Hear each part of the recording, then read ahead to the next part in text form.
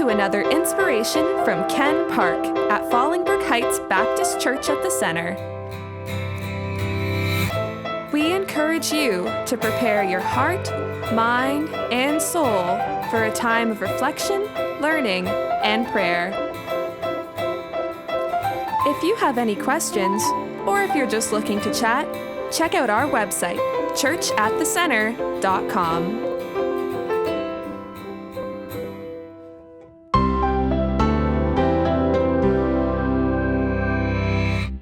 Welcome to Life 101, a journey that you've been on since the very beginning. Put down your backpack, take a seat, take a deep breath, we'll rest together. You see, we're on this journey called life, and we can't appraise everything that impacts us in this life, but we seek harmony and peace and meaning and joy and many other things. So let me tell you a story. In the simple Southwest, there were twin cities that were divided by a river. In those twin cities, the residents of those cities sought to enjoy life and build community and prosper. One night there was a great storm over the cities, and as the wind howled and the rain fell, it built to a crescendo in which 3 lightning strikes punctuated the sky. The residents of the twin cities woke up, all but 2. Sarah Livingston, Jonathan Riley. Sarah woke up in a hospital. Jonathan woke up in a hotel. Each one of them suffering with some form of amnesia which clouded their understanding of who they were, what they were about, what their lives were about. And although they had no idea at the time what connected them, it was represented by the items of their backpacks. Their backpacks both labeled with their names and different units, and 1840 Thin Ribbon Road on the outside.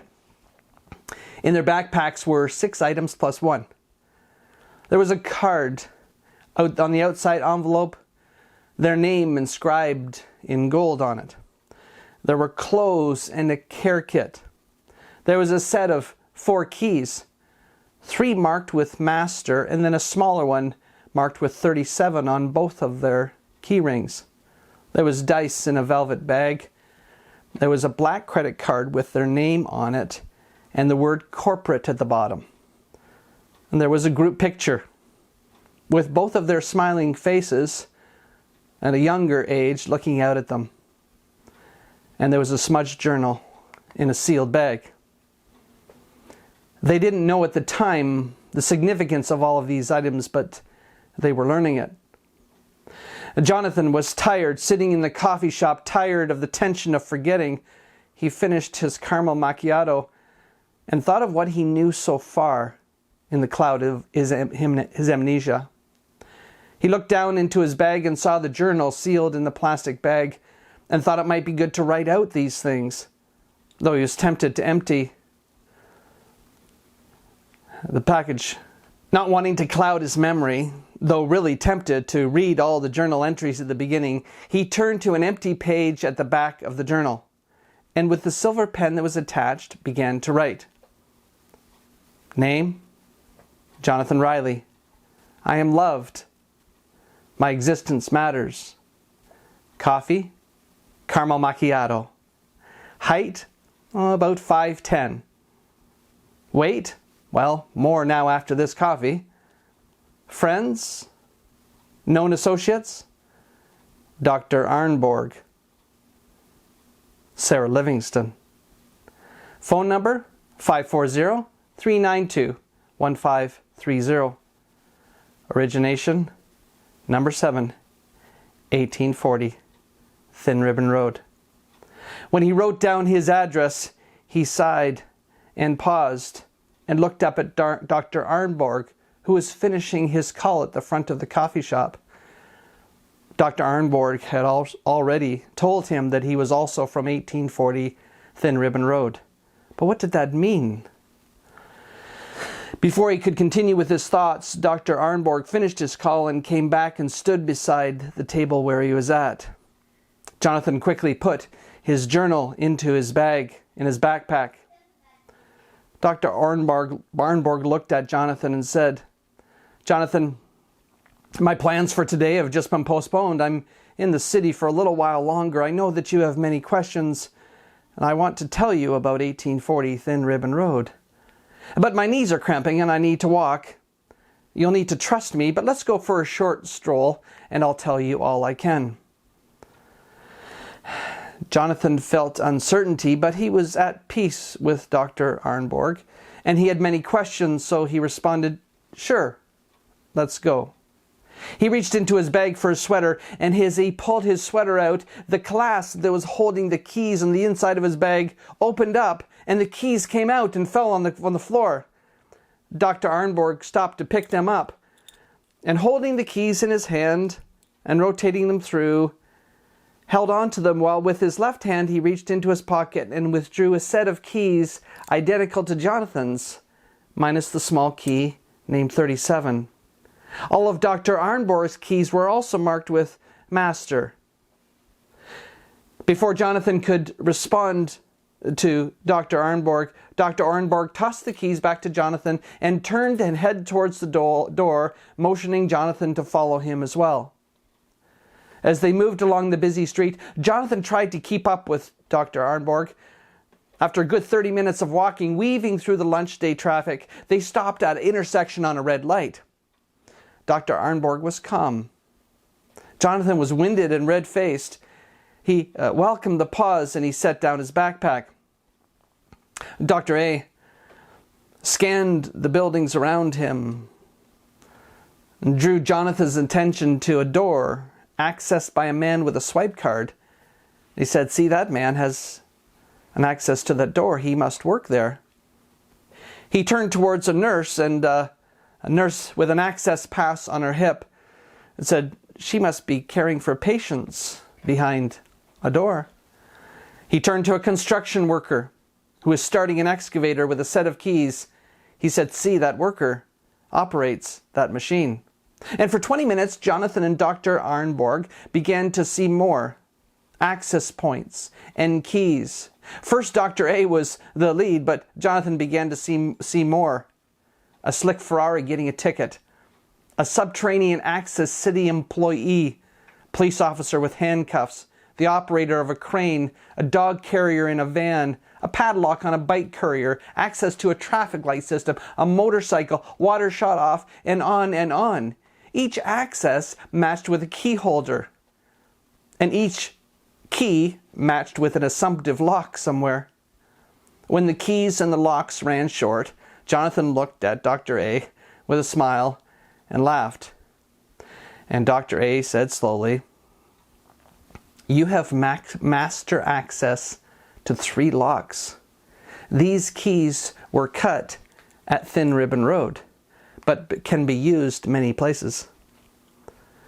Across town, Sarah Livingston moved from the hospital waiting room down to the restaurant. The salad surgery restaurant in the basement of Graceway Hospital was booming with business. It was mostly hospital staff in colorful array of scrubs. Sarah had never seen such a sight, and she waited in line for a Caesar kale and celery transplant salad. And she wondered how to pay. She thought briefly of leaving the long line, and then she remembered the black credit card. She reached inside her bag and began to pull out the black credit card. As she did so, the keys, still attached to the cord, swung outside of the backpack briefly. As they did so, a teenage girl in volunteer garb, 3 people back, saw the keys and loudly and excitedly said, Where did you get those keys?" Embarrassed, Sarah just tucked the keys back in and turned away. A minute later, the teen tapped Sarah on the shoulder and said, "Can I join you for lunch? We need to talk." Sarah sighed in uncertainty and said, "Sure." She figured the crowded cafeteria would be safe, and after all, the teen worked at the hospital, or so it seemed. Sarah got her lunch, successfully paid, and wished she had actually ordered more, and thought just for a moment that she would leave the teen behind. But she needed answers. so she decided it would be okay. She found a table with 4 seats and sat down and weakly smiled and gave a wave to the teenager just finishing to pay. The teen came over, and at that time, Sarah saw her name tag, Anya, it said. So Sarah extended her hand and said, Anya, my name is Sarah. Anya was loud, too loud, as if she had hearing issues. And although she was loud and bubbly, she seemed also gentle and trustworthy. Anya waited no time and repeated the question, so where did you get those keys? Sarah couldn't really read Anya's expression, but she felt uncomfortable. She had never really thought maybe that the keys weren't hers. She chewed for a moment on her kale, Caesar, and celery, and then said, I don't know, my bag? And laughed nervously. Anya smiled with a wry smile and withdrew a key ring of assortment of 7 keys, 3 of which perfectly matched Sarah's.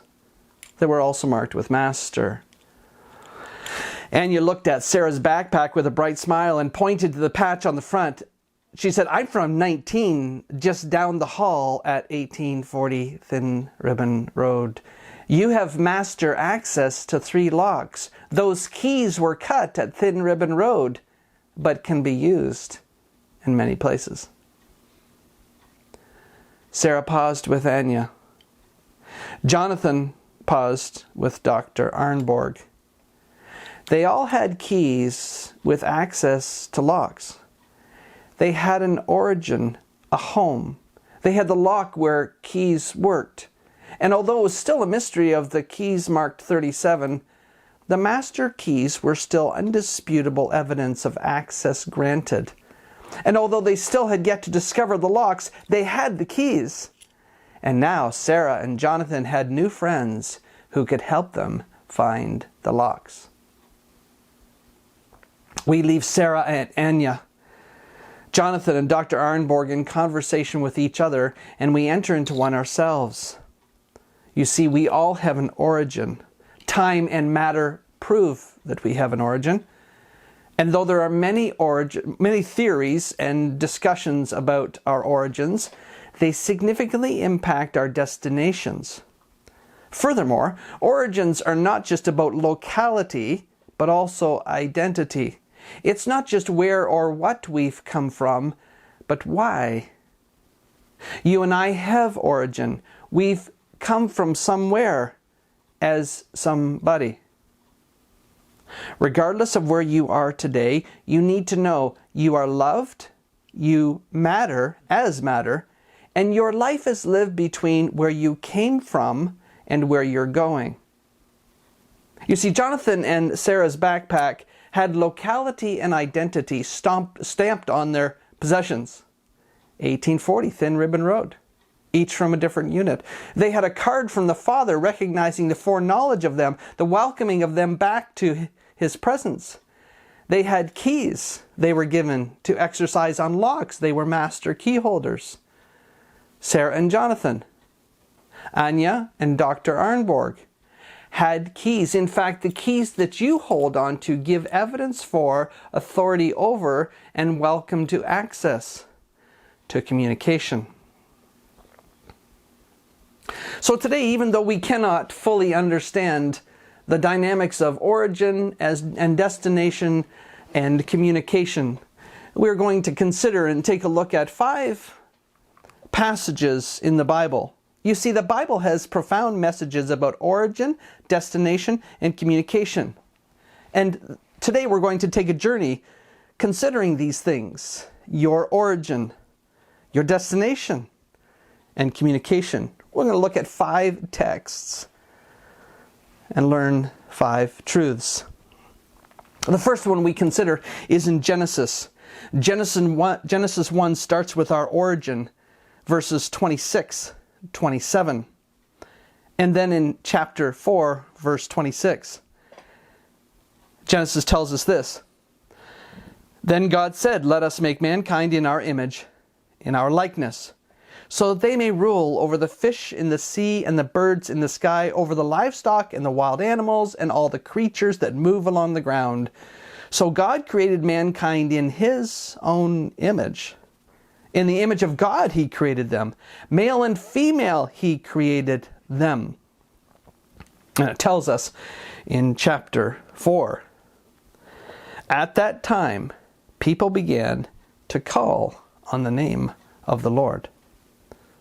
You see, you have a divine identity key. You are made in the Father and Son and Spirit's image to rule in goodness. Let's consider our second text. This text is taken from Job 33, verse 14. Job 33 verse 14 tells us this: God does speak now one way, now another, though no one perceives it, in a dream, in a vision of the night, to turn them from wrongdoing and keep them from pride. Or someone may be chastened on a bed of pain, with constant distress in their bones. That person can pray to God and find favor with Him. They will see God's face and shout for joy. He will restore them to full well-being, that the light of life may shine on them. You are made in His interest.